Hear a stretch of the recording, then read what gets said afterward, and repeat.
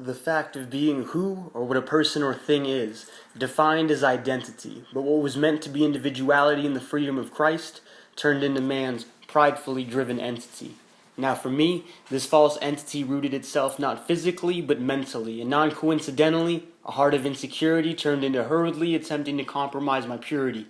And assuredly, these motives were not driven by me, but rather him and her, he and she, all of those surrounding thee.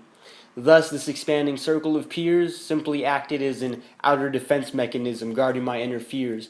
But as the fear seeped under the wheel of life I attempted to steer, I quickly shifted my gears and further submerged myself into the murky depths of parties composed of alleged depression declining drugs and brother bolstering beers.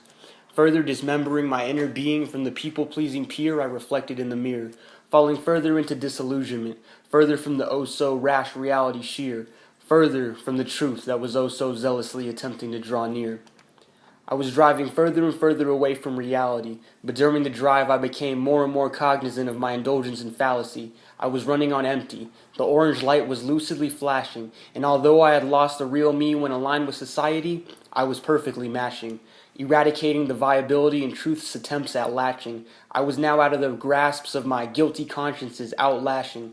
But as soon as I made home in my fallacy outlasting, I was suddenly brought to a halt by my tires unexpectedly slashing, resulting in a rigorous crashing, mind thrashing, thoughts blasting, and outer force grasping the false me, perhaps better referred to as a spiritual snatching.